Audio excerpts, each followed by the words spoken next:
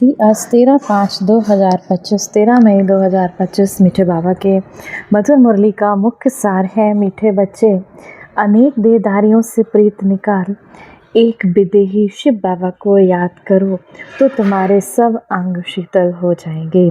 मीठे मीठे बच्चे, अनेक देहधारियों से प्रीत निकाल, एक शिव बाबा की याद में रहो तो तुम्हारी आत्मा शीतल हो जाएगी, शुद्ध हो जाएगी। प्रश्न है आज की मुरली से, जो दैवी कुल की आत्माएं हैं उनकी निशानी क्या होगी? उत्तर, दैवी कुल वाली आत्माओं को इस पुरानी दुनिया से सहज ही वैराग्य होगा। उनका बुद्धि बेहद में होगी। शिवालय में चलने के लिए पावन फूल बनने का पुरुषार्थ करेंगे। कोई आसुरी चलन नहीं चलेंगे। अपना रजिस्टर रखेंगे कि कोई आसुरी कर्म तो नहीं हुआ। शिव बाबा को सब कुछ सच सच सुनाएंगे, कुछ भी छिपाएंगे नहीं। तो ये दैवी कुल वाली जो आत्माएं होंगी, बाबा आज उनकी निशानियां सुना रहे हैं। गीत आज की मुरली से, ना वह हमसे जुदा होंगे। धारणा के लिए मुख्य सार है, पहला नंबर, शिव बाबा को अपनी पढ़ाई का जलवा दिखाना है।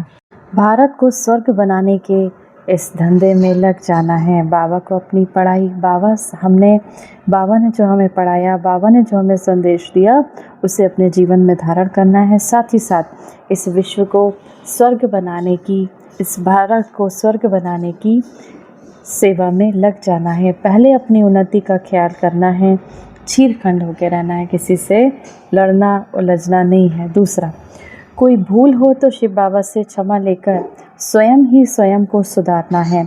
शिव बाबा कृपा नहीं करते, बाबा की याद से विकर्म काटने हैं। निंदा कराने वाला कोई कर्म नहीं करना।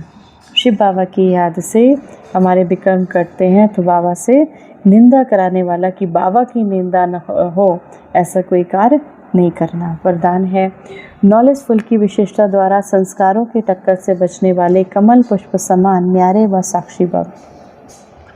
संस्कार तो अंत तक किसी के दासी के रहेंगे, किसी के राजा के।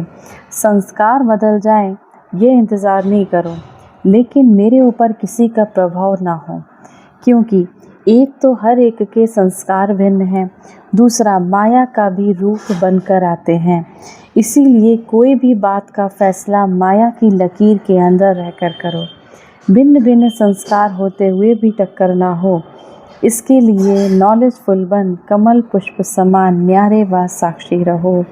किसी बाबा कहते हैं, इसीलिए माया की लकीर के अंदर रहकर भिन्न भिन्न संस्कार होते हुए भी टक्कर ना हो, इसके लिए क्या करना, हमको मास्टर ज्ञान की सागर बनकर रहना है। कमल पुष्प समान न्यारे व साक्षी रहो। स्लोगन है, हट व मेहनत करने के बजाय रमणीकता से पुरुषार्थ करो। हट व मेहनत करते हैं ना, तो उसके बजाय बाबा कहते हैं रमणीकता से, खुशी खुशी इस ज्ञान मार्ग में आगे बढ़ो। अव्यक्त इशारे, रूहानी रॉयल्टी और प्योरिटी की पर्सनालिटी धारण करो। पवित्रता सुख शांति की जननी है। जहाँ पवित्रता है वहाँ दुख अशांति आ नहीं सकती।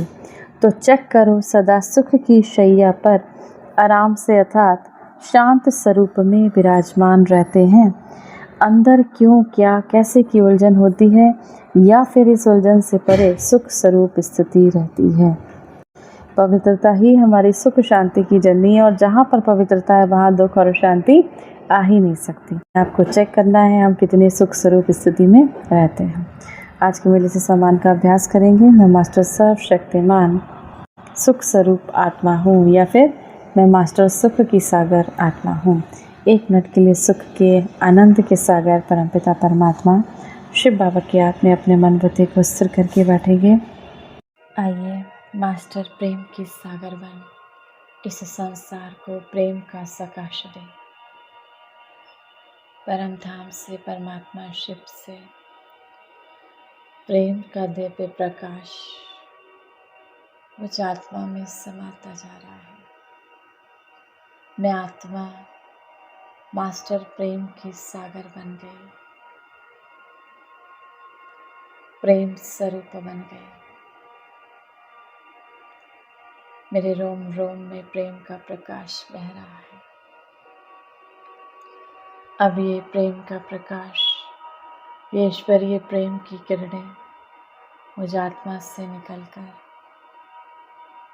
इस पूरे संसार में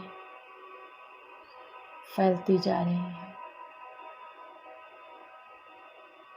क्रोध में जलती हुई उन आत्माओं तक जा रही हैं।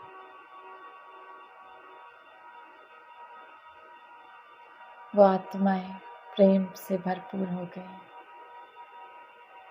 इस संसार की हर एक आत्मा क्रोध मुक्त हो गई। ईश्वरीय प्रेम से संपन्न बन गई आत्माएं पावन बनती जा रही हैं, प्रेममय हो गई।